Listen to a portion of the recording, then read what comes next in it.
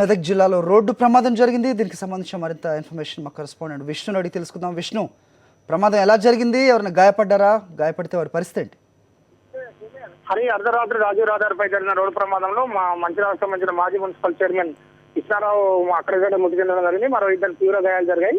రాత్రి 2 గంటల సమయంలో హైదరాబాద్ నుండి మంచిర్యాల వైపు వెళ్తున్న కారులో రాంగ్ రూట్ లో వస్తున్న ఒక లారీ ఢీకొనడంతో అక్కడికక్కడే కృష్ణారావు చనిపోవడం జరిగింది. అయితే ఇది సిద్దిపేట సమీపంలోని చిన్నకొండూరు మండలం ఇబ్రహీం నగర్ చౌరస్తా వద్ద ఈ సంఘటన జరిగింది. కేవలం ప్రమాదానికి రాంగ్ రూట్ లో రావడమే, లారీ రావడమే ప్రమాదానికి కారణమైందని పోలీసులు చెప్తున్నారు.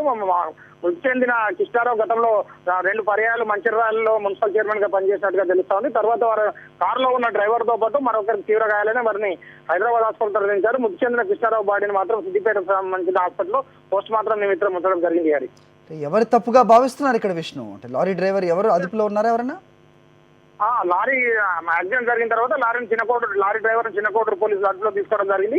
ఇబ్రహీం నగర్ చౌరస్తా వద్ద నుండి ఇటువైపు హైదరాబాద్ వైపు వస్తున్న 4 కిలోమీటర్స్ లో మధ్య డివైడర్ నుండి రావాల్సిన లారీ ఆ గ్రామాన్ని తప్పించుకొని రావడం కోసము, ఈజీ వే కోసం రావడం కోసం రాంగ్ రూట్ లో వచ్చినట్టుగా తెలుస్తుంది.